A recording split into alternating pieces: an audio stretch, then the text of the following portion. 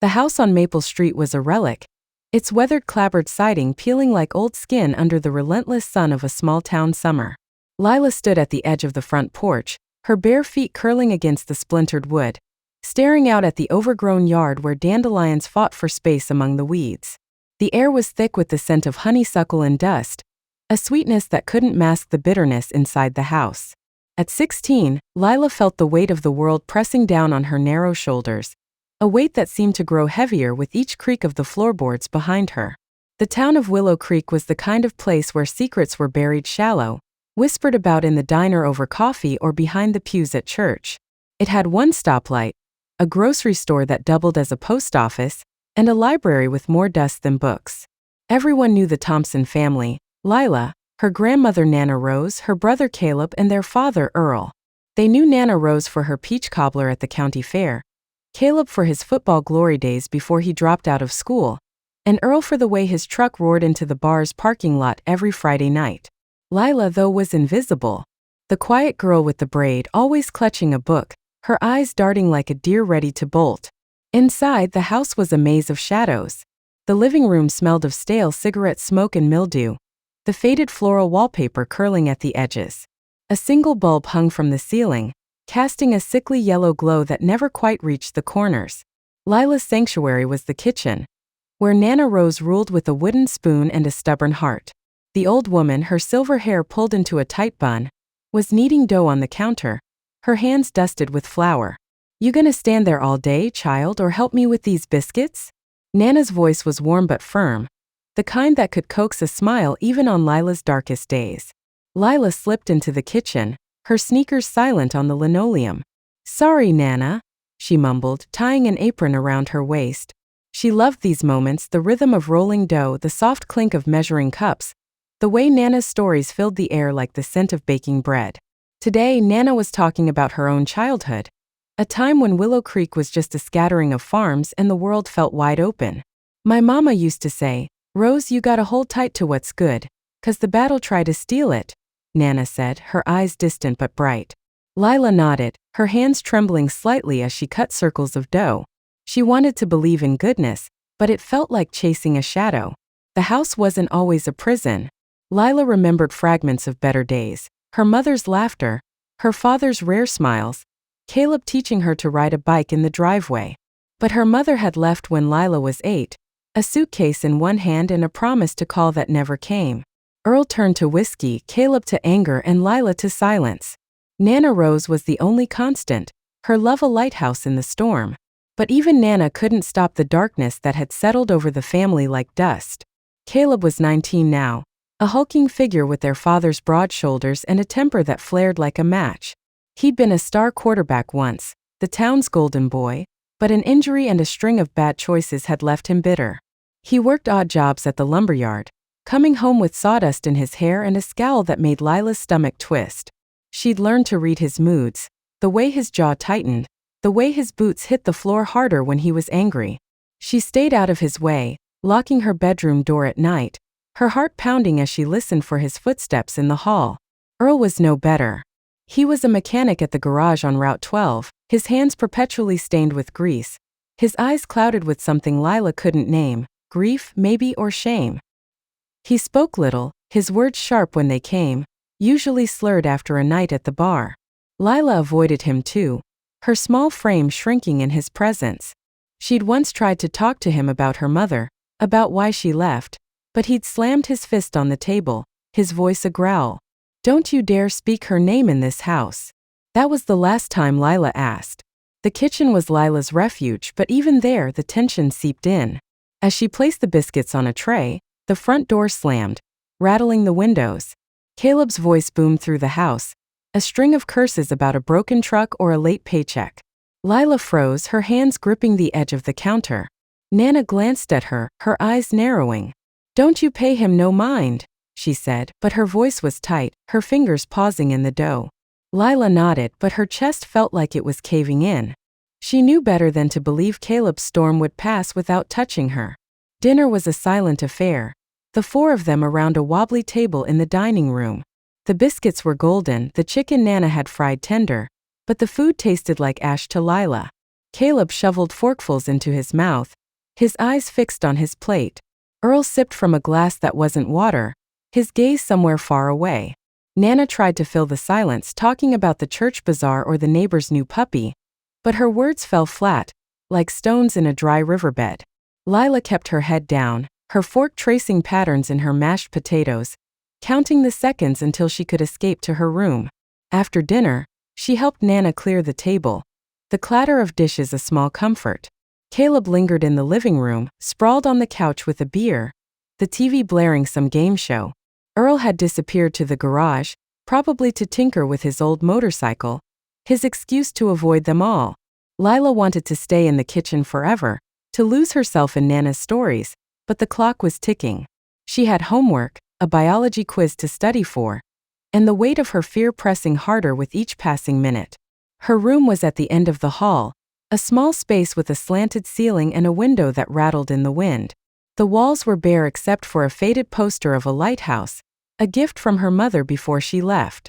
Lila's bed was a narrow twin, the quilt patched by Nana's hands. She kept her books on a shelf made from cinder blocks and planks, their pages worn from countless readings. Books were her escape, stories of heroines who fought dragons or sailed across oceans, worlds where she could be brave, where she wasn't just Lila Thompson, the girl who flinched at loud noises. She locked her door, the click a small act of defiance, and pulled out her biology textbook. The words blurred, her mind drifting to the sounds of the house, the hum of the TV, the creak of the floorboards, the distant rumble of Earl's motorcycle. She tried to focus on cell division, on mitochondria and membranes, but her thoughts kept circling back to Caleb. He'd been worse lately, his anger sharper, his presence like a storm cloud that followed her everywhere. She didn't know why he'd changed, why his eyes lingered on her in a way that made her skin crawl. She only knew she was afraid, and that fear was a chain she couldn't break. Nana knocked softly on her door later that night, her silhouette visible through the frosted glass. "You okay, sugar?" she asked, her voice muffled but warm. Lila opened the door, forcing a smile. Nana stood there in her housecoat, her hair loose around her shoulders, looking older than her 68 years. "Just checking on you," she said, her eyes searching Lila's face. Lila nodded, her throat tight. She wanted to tell Nana everything, the fear, the way Caleb's shadow seemed to grow larger each day, but the words wouldn't come. Nana reached out, squeezing her hand. "You're stronger than you think," she said, and Lila clung to those words like a lifeline. The night stretched on, the house settling into an uneasy quiet. Lila lay in bed, staring at the ceiling, the lighthouse poster glowing faintly in the moonlight. She thought of her mother, wondering where she was, if she ever thought of the daughter she'd left behind. She thought of Nana, her fierce love a shield against the world. And she thought of Caleb, his footsteps echoing in her memory, a warning she couldn't ignore. The house was a cage, its shadows holding secrets she wasn't ready to face. But somewhere deep inside a spark flickered, a hope that one day she'd find a way out. The next morning the routine began again. Lila woke to the smell of coffee and bacon, Nana already in the kitchen, humming a hymn as she cracked eggs into a skillet. The air was cooler, a hint of fall creeping into Willow Creek, but the weight in Lila's chest hadn't lifted. She dressed quickly, her jeans and sweater a familiar armor, and joined Nana at the table. "Got a big day at school?" Nana asked, sliding a plate in front of her. Lila shrugged, picking at her eggs. School was another battlefield. Whispers about her family, teachers who looked at her with pity, girls who ignored her because she wasn't like them, with their bright smiles and easy lives. Caleb stumbled in, his eyes bloodshot, his flannel shirt wrinkled. He grabbed a piece of bacon from the plate, ignoring Nana's glare. "You're gonna be late for work," she said, her voice sharp. Caleb grunted, his gaze flicking to Lila for a moment too long. She looked down, her fork trembling. Nana noticed, her lips pressing into a thin line, but she said nothing. The silence was a language they all spoke, a way to keep the peace, even if it was a lie. School was a blur of chalkboards and fluorescent lights, Lila's mind half present as she scribbled notes in her notebook. Her friend Sarah, the only one who didn't treat her like a ghost, sat with her at lunch, sharing a bag of chips and talking about the new boy in their class. "He's cute, right?" Sarah said, her eyes sparkling. Lila nodded, forcing a smile, But her thoughts were elsewhere. She couldn't shake the feeling that something was coming, a storm she couldn't outrun. Back home, the afternoon unfolded like a script. Nana was in the garden, pulling weeds with a determination that bordered on defiance. Earl was at the garage, his absence a relief. Caleb was somewhere in the house, his presence a shadow Lila couldn't escape. She helped Nana with the laundry, folding sheets that smelled of lavender, trying to lose herself in the task. But the house was alive with its own rhythm, the creaks and groans a reminder that nowhere was truly safe. That evening, as Lila chopped carrots for Nana's stew, Caleb appeared in the kitchen doorway. His eyes were dark, his posture tense, like a predator sizing up its prey. "You're always hiding in here," he said, his voice low, almost teasing. Lila's heart raced, her knife pausing mid-cut. Nana turned from the stove, her spatula raised like a weapon. "You got something to say, Caleb, say it and move on," she snapped. He smirked, raising his hands in mock surrender, but his eyes stayed on Lila. She felt the weight of his gaze, a promise of something she didn't want to name. Dinner was worse. Earl was home, his mood sour, his glass already half empty. Caleb was restless, his leg bouncing under the table, his fingers drumming a relentless beat. Nana tried to steer the conversation, talking about the church's new pastor, but the air was thick with unspoken words. Lila ate in silence, her stomach churning, her eyes fixed on her plate. When Caleb's foot brushed hers under the table, she flinched, her fork clattering to the floor. Earl's head snapped up, his eyes narrowing. "What's wrong with you?" he growled. Lila mumbled an apology, her face burning, and excused herself to the kitchen. Nana followed her, closing the door behind them. "Lila, talk to me," she said, her voice soft but urgent. Lila shook her head, tears stinging her eyes. She wanted to tell Nana about the fear that lived in her bones, about the way Caleb's presence made her feel like prey. But shame held her tongue, a heavy chain she couldn't break. Nana pulled her into a hug, her arms strong despite their frailty. "I see you, child," she whispered. "I see you." The days bled into weeks, each one a mirror of the last. Lila went to school, helped Nana, avoided Caleb, and dodged Earl's temper. She read her books, dreaming of worlds where she could be brave, where she could fight back. But the house was a trap, its shadows growing longer with each passing day. Caleb's anger was a wildfire, unpredictable and all-consuming, and Lila was running out of places to hide. One night, as she lay in bed, the house silent except for the wind rattling the windows, she heard it, the soft creak of footsteps in the hall. Her heart stopped, her breath shallow as she stared at her locked door. The knob turned, a slow, deliberate twist, but the lock held. The footsteps retreated and Lila exhaled, her body trembling. She didn't know how much longer she could live like this, a prisoner in her own home. But Nana's words echoed in her mind. "You're stronger than you think." She clung to them, a fragile hope in a world of shadows, not knowing that the storm was closer than she feared. The summer Lila turned 17 was a blur of heat and dread, the kind of season that pressed against Willow Creek like a heavy hand. The air was thick, the cicadas relentless, their hum a constant reminder that time marched on, indifferent to the chaos in Lila's world. She stood in the bathroom, the door locked, staring at her reflection in the cracked mirror above the sink. Her face was pale, her brown eyes wide with a fear she couldn't name, her braid frayed from nervous fingers. The nausea had been plaguing her for weeks, a gnawing sickness that came in waves, stealing her appetite and her sleep. She'd blamed the heat, the stress, the endless weight of living in a house where every creak was a threat. But now, as she clutched a small plastic stick from the drugstore, the truth was undeniable. 2 pink lines. Lila's breath caught, her knees buckling as she sank to the cold tile floor. The test trembled in her hands, a silent scream of a reality she wasn't ready to face. She was pregnant. The word felt foreign, impossible, a betrayal of her own body.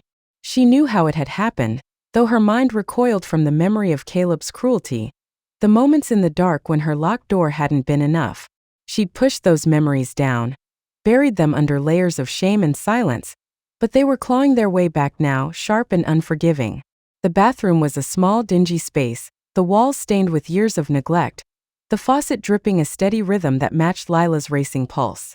She'd snuck the test from the grocery store 2 towns over, riding the bus with her hoodie pulled low, her heart pounding as she slipped it into her pocket. The cashier hadn't looked at her twice, but Lila felt like the whole world was watching, judging. Now, alone with the truth, she felt smaller than ever.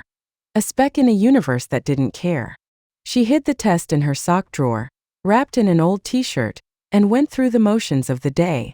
She helped Nana Rose in the kitchen, peeling potatoes with mechanical precision, her mind a storm of what-ifs. Nana was making her famous chicken and dumplings, the kind that drew neighbors to their doorstep with empty bowls and hopeful smiles. "You're quiet today, sugar," Nana said, her hands wrist-deep in dough, her eyes sharp despite the lines etched around them. Lila forced a smile, her lips trembling. "Just tired," she lied, her voice barely above a whisper. Nana's gaze lingered, but she didn't press, turning back to the stove with a hum that felt like a shield. The house was quieter than usual, a rare reprieve. Caleb was at the lumberyard, his absence a temporary relief, though Lila knew he'd be back by evening, his boots stomping through the front door like a warning. Earl was at the garage, his days a blur of oil and metal, his nights a blur of whiskey. Lila clung to these hours of peace, helping Nana with chores, trying to lose herself in the rhythm of folding laundry or scrubbing dishes. But the secret in her body was a weight she couldn't shake, a ticking clock she couldn't silence. As the day wore on, the nausea returned, sharper this time, sending Lila back to the bathroom. She leaned over the sink, splashing cold water on her face, willing herself to breathe.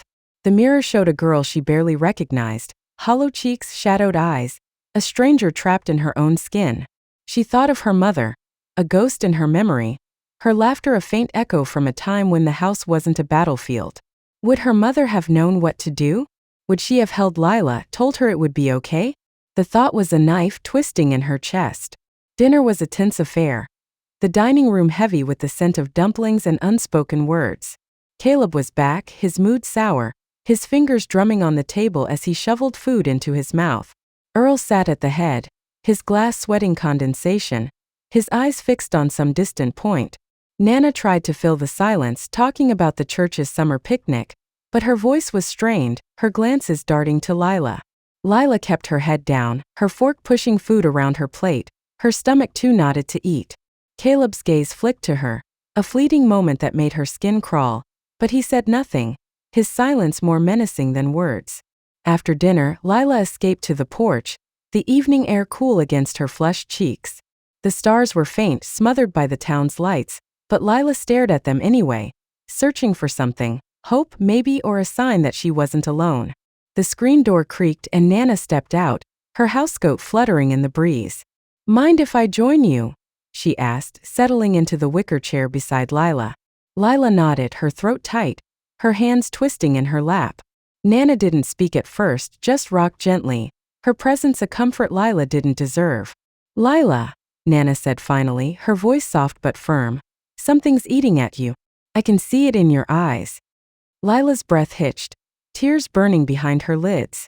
She wanted to tell Nana everything, to let the truth spill out like water from a broken dam, but fear held her back. What if Nana didn't believe her? What if she blamed her like Earl would, like the town would? But Nana's hand found hers, warm and steady, and the dam broke. "I'm pregnant," Lila whispered, the words barely audible, her eyes fixed on the ground. Nana's hand tightened, a sharp intake of breath the only sound. Lila braced herself, waiting for anger, for disappointment, but Nana's arms wrapped around her, pulling her close. "Oh, my girl," Nana murmured, her voice thick with tears. "You're not alone. You hear me? You're not alone." They sat there, wrapped in each other's arms, the night closing in around them. Lila sobbed, the weight of her secret shared but not lifted, her body trembling against Nana's warmth. Nana didn't ask questions, didn't push, just held her, her hands stroking Lila's hair like she had when Lila was a child. But Lila could feel the storm brewing in Nana's silence, the fury simmering beneath her calm. "We'll figure this out," Nana said at last, her voice steady despite the tears in her eyes. "But you gotta tell me the whole truth, Lila. Who did this?" Lila froze, her heart pounding. She couldn't say his name, not yet. The shame was a chain binding her tongue, but Nana's eyes were fierce, searching.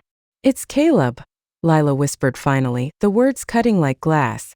Nana's face crumpled, her hands clenching into fists, but she didn't let go of Lila. That boy, she said, her voice low, almost a growl. I knew he was troubled, but this is evil. Nana wanted to act, to march into Caleb's room and confront him, to call the sheriff and let the world know what he'd done. But Lila begged her to wait, her voice frantic. Please, Nana, not yet. I can't face him or Dad or anyone.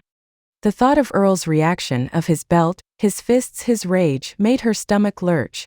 The town would talk, their whispers sharper than knives, and Lila wasn't ready for that. Nana's jaw tightened, her eyes blazing, but she nodded. For now, she said, her voice heavy with promise. But we ain't keeping this quiet forever.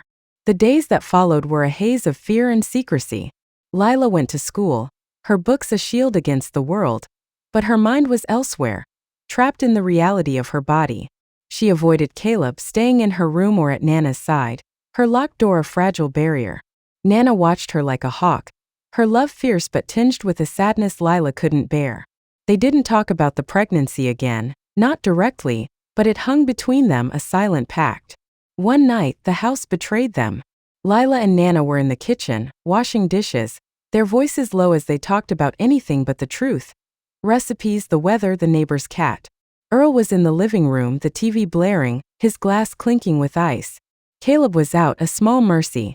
But as Lila reached for a plate, her sleeve rode up, revealing a bruise on her wrist, a faint purple mark from a moment she tried to forget. Nana's eyes locked on it, her face paling. Lila, she said, her voice trembling. What else ain't you telling me? Before Lila could answer, the floor creaked, and Earl's shadow filled the doorway. What's all this whispering? He slurred, his eyes narrowing as he took in the scene. Lila's heart stopped, her hands shaking as she pulled her sleeve down. Nana stepped forward, her body a shield, but Earl's gaze was on Lila, sharp and accusing. You hiding something, girl?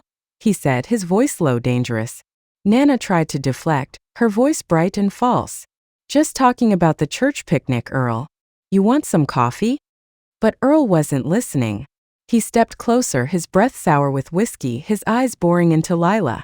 You been acting strange, he said, his words slurring but sharp. What's going on? Lila's mouth went dry, her mind racing for a lie, but the truth was too big, too heavy to hold back. It spilled out, a broken whisper. I'm pregnant. The kitchen went silent, the only sound the drip of the faucet. Earl's face darkened, his hands clenching into fists. Nana moved faster, stepping between them, her voice a whip. You back off, Earl. This ain't her fault. But Earl wasn't listening. He lunged, his belt already unbuckled, his voice a roar. You bring shame on this house, you little. The first strike hit Lila's shoulder, a sharp sting that sent her stumbling. Nana screamed, throwing herself at Earl, her frail body no match for his rage. Stop it, Earl. She's your daughter. But Earl was a storm, his belt cracking against Lila's back, her arms, her legs. She curled into herself, her tears hot, her mind blank except for the pain. Nana's voice was a lifeline, her hands pulling at Earl, her cries echoing in the small kitchen. Finally, Earl staggered back, his chest heaving, his eyes wild. You're a disgrace, he spat, his words cutting deeper than the belt. Lila lay on the floor, her body aching, her heart shattered. Nana knelt beside her, her hands gentle, her voice trembling with fury and love. You're gonna be okay, she whispered, though her eyes' promise war. I swear it. The house was quiet that night, but it was the kind of quiet that comes before a storm. Lila lay in her room, her door locked, her body bruised but her resolve hardening. Nana's promise echoed in her mind, a spark in the darkness. She didn't know how they'd survive this, Earl's rage, Caleb's cruelty, the town's judgment, but she knew one thing. Nana was with her, and that was enough to keep fighting. The dawn was a whisper of gray light seeping through the curtains of Lila's bedroom, the air heavy with the promise of change. She lay awake, her body aching from the bruises Earl's belt had left, her mind a tangle of fear and determination. The house was silent, a rare moment when Caleb's boots didn't echo and Earl's snores didn't rumble through the walls. Lila's eyes traced the familiar cracks in the ceiling, the lighthouse poster on her wall glowing faintly in the dim light. It was her mother's gift, a relic of a time when love felt possible, but now it was a reminder of everything she'd lost, and everything she needed to escape. Nana Rose had made the decision the night before. her voice low and fierce as they huddled in the kitchen after Earl's outburst. "We're leaving Lila," she'd said, her hands gripping Lila's shoulders, her eyes blazing with a resolve that belied her 68 years. "This house ain't a home no more. It's a cage, and I won't let it hold you." Lila had nodded, tears streaming down her face, too overwhelmed to speak. The idea of leaving was terrifying. Willow Creek was all she'd ever known, its streets and secrets woven into her bones, but staying was worse. Caleb's cruelty, Earl's rage, and the weight of her pregnancy were chains she couldn't bear much longer. Nana had a plan, one she'd been piecing together for years, though Lila hadn't known it.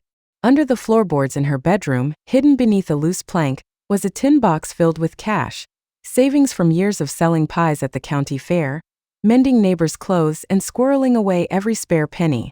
"I've been saving for a rainy day," Nana had said, her voice steady despite the tremor in her hands as she pried open the tin. "This is a damn hurricane." The sight of the crumpled bills carefully stacked was a lifeline, a promise that there was a world beyond Maple Street. They moved quickly, the house still asleep as they packed a single duffel bag. Lila stuffed in a few changes of clothes, her biology textbook, and a worn copy of Anne of Green Gables, its pages dog-eared from countless readings. Nana packed her own essentials, a housecoat, a pair of sturdy shoes, a small Bible with a cracked leather cover. She also tucked in a photograph of Lila as a child, smiling gap-toothed in a sunflower dress, a memory of brighter days. "We'll need something to remind us who we are," Nana said, her voice soft but firm. Lila nodded, her throat tight, the weight of leaving both a relief and a terror. The bus station was a half-hour walk, the streets of Willow Creek quiet in the pre-dawn chill.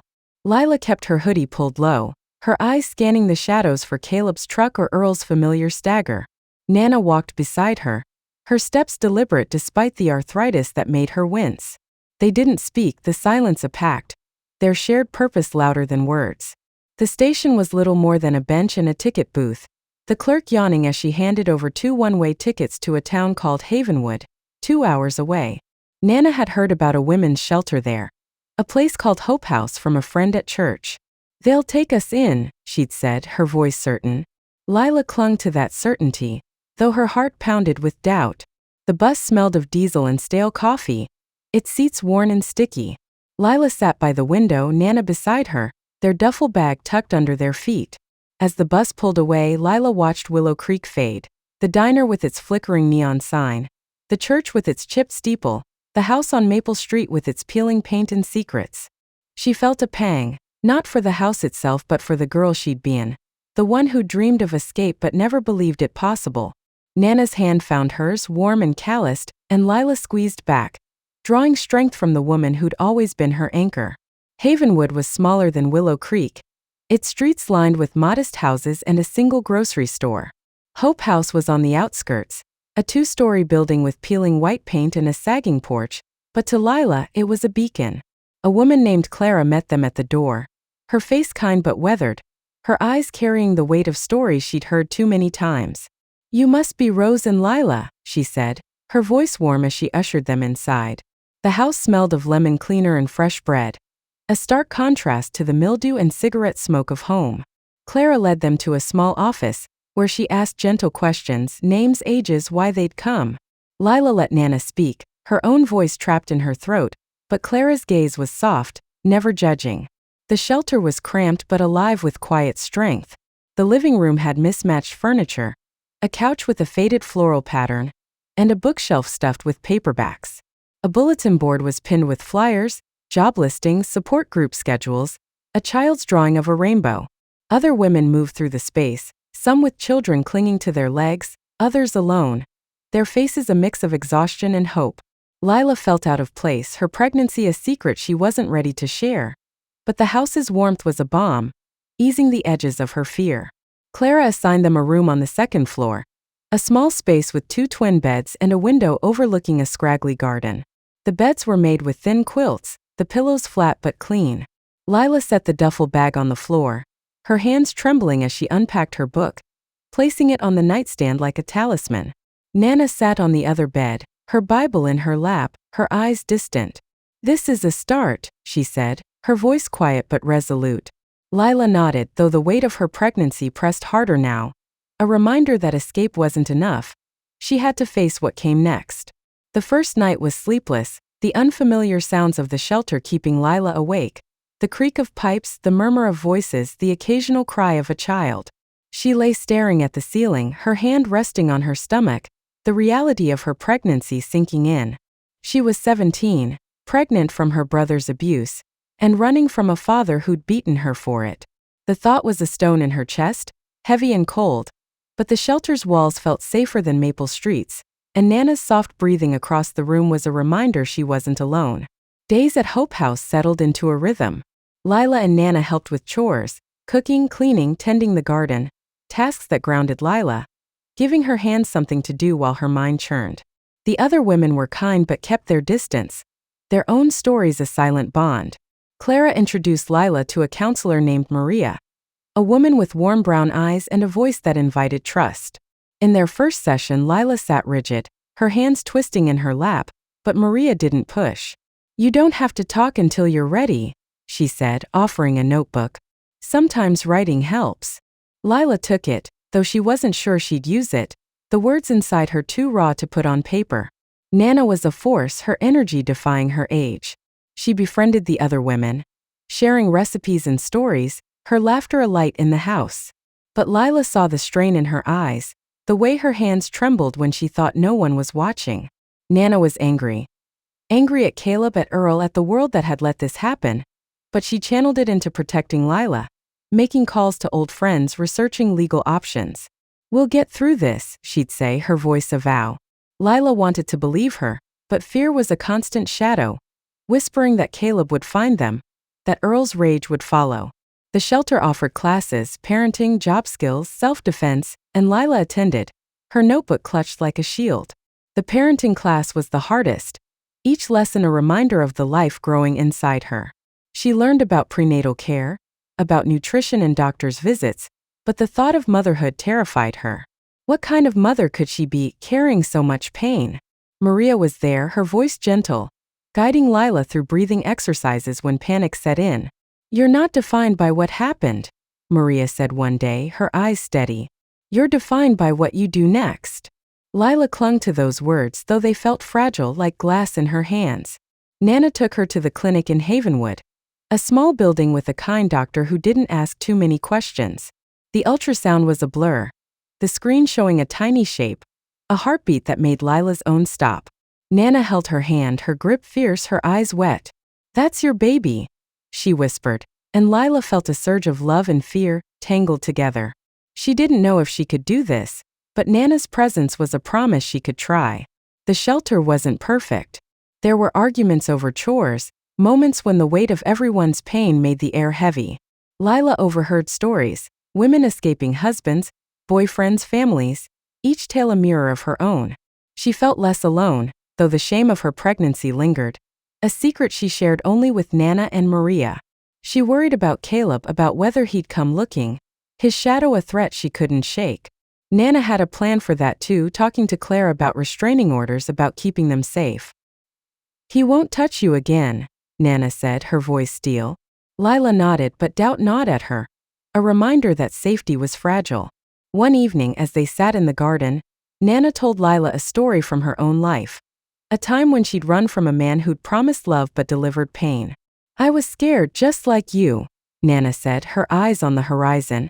"But I found my strength, and you will too." Lila listened, her hand on her stomach, the first flutter of movement a shock. It was real, this life inside her, and for the first time she felt a spark of something like hope. The shelter was a temporary haven, but it was a start, a place to breathe, to rebuild. With Nana by her side, Lila began to believe she could face the storm, one fragile step at a time.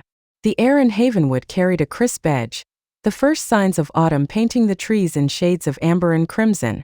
Lila stood in the small room at Hope House, the women's shelter that had become her sanctuary, rocking a tiny bundle in her arms. Hope, her daughter, was 6 weeks old, her dark eyes wide and curious, her tiny fingers curling around Lila's thumb. The weight of her was both a comfort and a terror, a reminder of the life Lila was now responsible for, born from a past she was still learning to face. The shelter's walls, peeling but warm, held her together, But it was Nana Rose's unwavering presence that kept her standing. The months since their escape from Willow Creek had been a whirlwind of fear, hope, and transformation. Lila's pregnancy had been a secret shared only with Nana and her counselor Maria, until the final weeks when her growing belly made it impossible to hide. The women at Hope House had been kind, offering hand-me-down onesies and quiet words of encouragement, but Lila felt the weight of their unspoken questions. She was 17, a mother-to-be with no home, no job, and a story she wasn't ready to tell. Yet, in the shelter's cramped rooms and shared meals, she found a fragile sense of belonging, a community of survivors who understood without needing to know. Hope's birth had been both a miracle and a reckoning. The labor was long, the pain overwhelming, but Nana had been there, holding Lila's hand through every contraction, her voice a steady anchor. "You're strong, Lila," she'd said, her eyes fierce with love. "You can do this." When Hope was placed in Lila's arms, tiny and squalling, Lila felt a love so fierce it scared her. She also felt the shadow of her past. Caleb's abuse, Earl's rage, the shame that clung like damp rot. How could she be a mother when she was still piecing herself together? The shelter's rhythm became Lila's lifeline.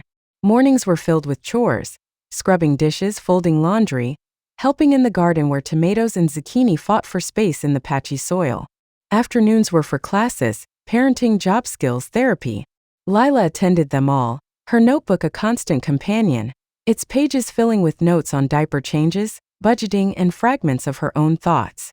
Maria, her counselor, was a steady presence, her office a safe space where Lila could unravel the knots in her heart. "You're not your trauma," Maria said one day, her voice calm but firm. "You're a mother, a survivor, a young woman with a future." Lila wanted to believe her, but doubt was a persistent shadow, whispering that she wasn't enough. Nana Rose was the heart of their new life. At 68, she moved with a purpose that defied her arthritis, her silver hair pulled into a tight bun, her hands always busy. She'd taken to the shelter like it was her own home, organizing potlucks, mending clothes, and telling stories that made the other women laugh. But Lila saw the strain in her eyes, the way her hands trembled when she spoke of Willow Creek. Nana was angry, at Caleb for his cruelty, at Earl for his violence, at herself for not seeing it sooner.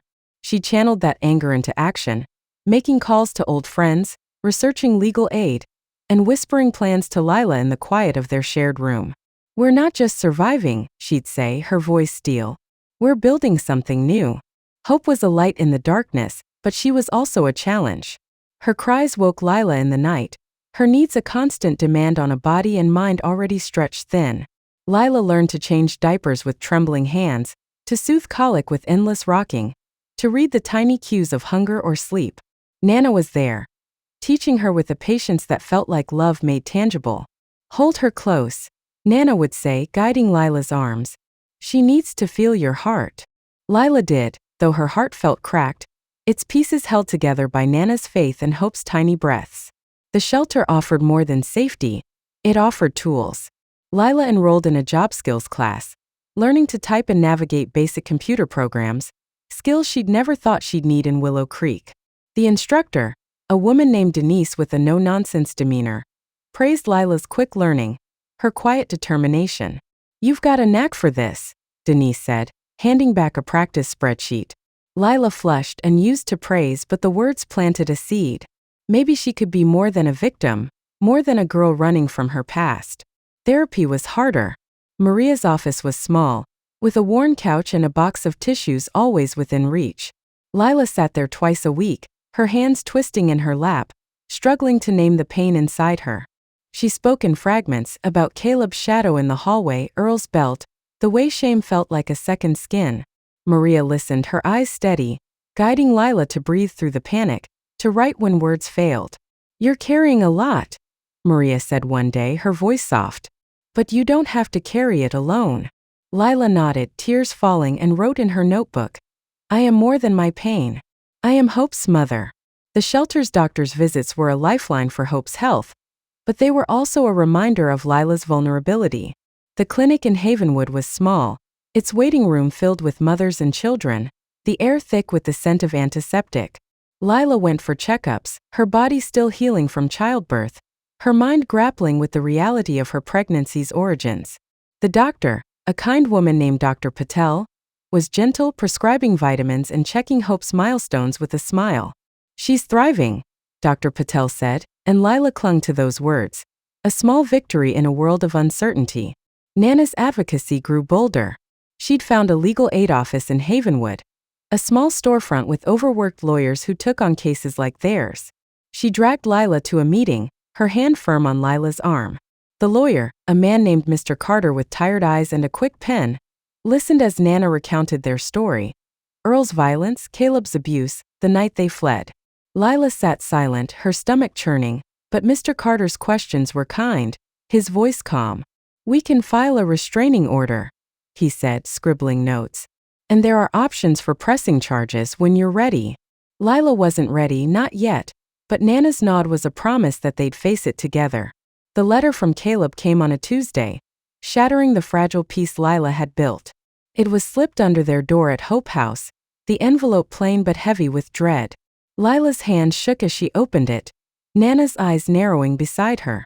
The words were a jumble of apologies and threats, Caleb's handwriting sharp and uneven. "I'm sorry, Lila, but you can't run forever. You belong here. I'll find you." The words were a knife cutting through the safety of the shelter.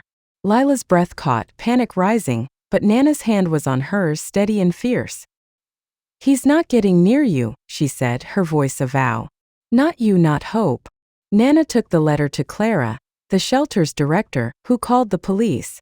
An officer came, a woman with a calm demeanor and a notebook full of questions. Lila sat through the interview, her voice small but steady, recounting just enough to make it real. The officer filed a report, promising to look into Caleb's whereabouts and advise them on strengthening the restraining order. Lila felt exposed, her story laid bare, but the act of speaking was a small reclaiming of power. Nana stood beside her, her presence a shield, her eyes promising justice. The legal process was slow, a maze of paperwork and waiting, but it gave Lila something to hold on to. Caleb was arrested a week later, caught loitering near Havenwood's bus station, his truck a familiar menace. The news came through Mr. Carter, who called to say Caleb was being held, his bail set high. Lila's relief was tempered by fear. He was close, too close, but Nana's grip on her hand was a reminder that they were fighting back. Earl faced scrutiny too, after Nana's testimony about his violence reached the authorities. The police questioned him, and though he denied everything, the weight of their escape and Lila's bruises told a story he couldn't erase. Havenwood's whispers were kinder than Willow Creek's, but they still stung. The town was small, and news of a young mother and her grandmother at the shelter spread quickly. Lila felt the stares at the grocery store, the hushed conversations at the clinic, but she held her head higher, Hope's weight in her arms a reason to keep going. Nana was a force, charming neighbors with her pies, volunteering at the shelter's community events, her laughter a defiance of their past. "Let him talk," she'd say, her eyes twinkling. "We're here and we're staying." Lila's days were a balance of exhaustion and small triumphs. She learned to navigate Hope's cries, to find joy in her daughter's first smile, her tiny coos. She took a part-time job at the shelter, helping with paperwork, her typing skills earning her a small paycheck. It wasn't much, but it was hers, a step toward independence. She enrolled in night classes at the community center, studying for her GED, her dreams of becoming a counselor taking shape. The idea felt impossible some days, but Nana's voice echoed in her mind. "You're stronger than you know." One evening as Lila sat in the shelter's garden, Hope asleep in a sling against her chest, Nana joined her, a quilt draped over her shoulders. The air was cool, the stars bright above Havenwood's quiet streets. "You're doing good, Lila," Nana said, her voice soft. "You're giving Hope a life we never had." Lila's eyes stung, her hand resting on Hope's back, feeling the rise and fall of her breath. She wasn't whole, not yet, but she was healing piece by piece, with Nana's love and Hope's light guiding her forward. The past was a shadow, but it was losing its power. Lila faced Caleb in her nightmares, but in the daylight, she was learning to fight back.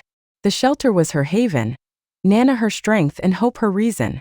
The road ahead was uncertain, but for the first time, Lila felt the stirrings of courage, a belief that she could be more than her pain. She was a mother, a survivor, and with every step, she was claiming her strength. The morning sun filtered through the thin curtains of Lila's small apartment, casting a soft glow across the bare walls.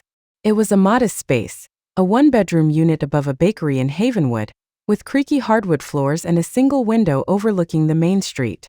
The air smelled faintly of yeast and sugar, a gift from the bakery below, where Lila worked part-time. She stood in the tiny kitchen, stirring oatmeal on the stove, the rhythm of the spoon grounding her as Hope babbled in a highchair, her tiny hands waving a plastic spoon. At 2 years old, Hope was a whirlwind of curls and laughter, her dark eyes a mirror of Lila's, her smile a light that chased away the shadows of the past. 2 years had passed since Lila and Nana Rose fled Willow Creek, leaving behind the house on Maple Street with its peeling paint and suffocating secrets. The women's shelter, Hope House, had been their refuge, a place where Lila learned to breathe again, to mother hope, to believe in a future beyond fear. Now at 19, Lila was carving out a life of her own, each step a testament to the strength she hadn't known she possessed. The apartment was hers, paid for with her bakery wages and a small stipend from a survivor's aid program. It wasn't much, but it was enough. A space where she and Hope could be free. The walls were still bare, save for a few of Hope's drawings taped up with care. Bright scribbles of rainbows and stick figures, a child's vision of joy. Nana's old quilts draped the couch, their patches a reminder of her love, her resilience. Nana lived nearby, in a small senior housing complex, her health fading but her spirit as fierce as ever. She visited daily, her steps slower now, her cane a new companion, but her eyes still sparkled when she scooped Hope into her arms. "You're my sunshine," she'd say, and Hope would giggle, unaware of the storms they'd weathered to get here. Lila's days were a delicate balance of work, study, and motherhood. The bakery job was demanding. Early mornings kneading dough, frosting cakes, serving customers with a smile she was still learning to feel. The owner, Mrs. Delaney, was a gruff woman with a soft spot for Lila, slipping her extra pastries at the end of shifts and praising her steady hands. "You're a natural," she'd say, and Lila would blush, unused to compliments but hungry for them. The work was hard, her feet aching by noon, but the paycheck was hers, a small victory in a life once defined by powerlessness. Nights were for studying. Lila was enrolled in a community college program, taking classes online and at the local center, working toward a degree in social work. The dream of becoming a counselor, of helping girls like her, had taken root at Hope House, nurtured by Maria's encouragement and Nana's faith. She studied at the kitchen table after Hope was asleep, her textbooks spread out, highlighters marking passages on trauma and resilience. The words were heavy, sometimes too close to her own story, but they also gave her purpose. She wanted to be a light for others, the way Maria and Nana had been for her. Hope was the center of her world, a joy and a challenge. At 2, she was curious, her questions endless. Why's the sky blue? Where's the moon hiding? Her laughter a balm for Lila's scars. But motherhood was a constant learning curve. Hope's tantrums tested Lila's patience, her clinginess a reminder of how small their world was. Lila worried she wasn't enough, that the shadows of her past would taint Hope's future. On hard days when exhaustion made her doubt herself, she'd hold Hope close, breathing in her scent of baby shampoo and milk, and whisper, "We're doing this together." Nana's words echoed in her mind. "You're stronger than you know." Nana was a force, even as her body weakened. Her arthritis had worsened, her hands gnarled, but she refused to slow down. She volunteered at Hope House, leading a support group for older survivors, her voice carrying the weight of her years. She'd become a local legend in Havenwood, her peach cobbler a staple at community events, her stories drawing crowds at the library. But Lila saw the toll it took, the way Nana winced when she stood, the way her eyes clouded when she spoke of Willow Creek. "I should have gotten you out sooner," she'd said once, her voice breaking. Lila had hugged her, fierce and sure. "You saved us, Nana." The past was never far away. Caleb's letter, received a year ago at Hope House, had been a jolt, a reminder that safety was fragile. His arrest had followed, a small victory, but the legal process was a slow grind. Lila had faced him in court 6 months ago, her heart pounding as she sat in the witness stand, her voice steady despite the fear. She'd told her truth, her words a weapon against the shame that had silenced her for so long. Caleb's eyes had met hers, a mix of defiance and regret, but she didn't look away. He was convicted, sentenced to 7 years, a consequence that felt both monumental and insufficient. The courtroom had been quiet, the judge's voice a distant hum, but Nana's hand in hers was a lifeline grounding her. Earl's reckoning was quieter but no less significant. Nana's testimony about his violence had led to charges, though he'd avoided jail with a plea deal, probation, community service, a restraining order. Lila hadn't seen him since they fled, but his shadow lingered in her nightmares, his voice calling her a disgrace. Forgiveness was a word Maria used often, not for Earl but for Lila's own healing. "It's not about him deserving it," Maria said. "It's about freeing yourself." Lila wrestled with it, the anger a heavy stone, but she was learning to let it go. Not for Earl but for herself, for hope. Havenwood was a small town, its streets familiar now, its people kinder than Willow Creek's. The whisper still came, curious glances at the young mother with no husband, the grandmother who spoke with fire, but Lila was learning to tune them out. She shopped at the corner market, pushing hope in a second-hand stroller, nodding to neighbors who smiled back. She attended church with Nana, not for faith but for community, the hymns a comfort she didn't expect. The town was her home now, its rhythms a contrast to the chaos of her past. The bakery was a hub of activity, its bell jingling with every customer. Lila worked the counter, her apron dusted with flour, her smile growing more genuine with each day. Mrs. Delaney taught her to decorate cakes, her hand steady as she piped roses in swirls. "You've got an artist's touch," Mrs. Delaney said, and Lila felt a spark of pride. She saved every paycheck, dreaming of a bigger apartment, maybe one with a small yard for Hope to play in. The future was a fragile thing, but it was hers to shape. Her studies were a lifeline, each assignment a step toward her goal. She wrote essays on trauma-informed care, her words drawn from her own pain, her own strength. Her classmates were a mix of young and old, some like her, others with lives she couldn't imagine. She kept to herself, but a few reached out, Jasmine, a single mother with a quick laugh, and Tom, a quiet veteran who shared her love of books. They studied together sometimes, their laptops glowing in the community center's dim light, and Lila felt a flicker of connection, a reminder that she wasn't alone. Hope's milestones were Lila's triumphs. Her first steps, wobbly and determined, had Lila cheering through tears. Her first words, "Mama," "Nana," "Cookie," were treasures Lila stored in her heart. She took Hope to the park, pushing her on the swings, watching her chase butterflies with a joy that felt like healing. But there were hard moments too. Nights when Hope's cries wouldn't stop, days when Lila's exhaustion made her snap. She'd call Nana then, her voice breaking, and Nana would come, her cane tapping, her arms open. "You're doing fine," she'd say, and Lila would believe her. The legal battles were a constant undercurrent.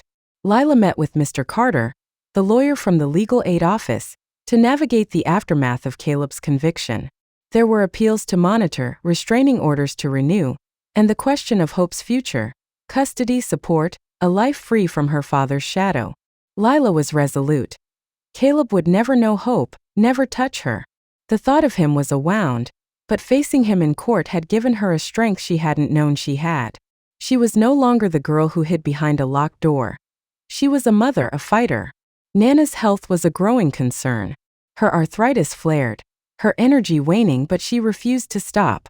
She'd started a garden at the senior complex, teaching Hope to plant seeds, her hands guiding tiny fingers in the dirt.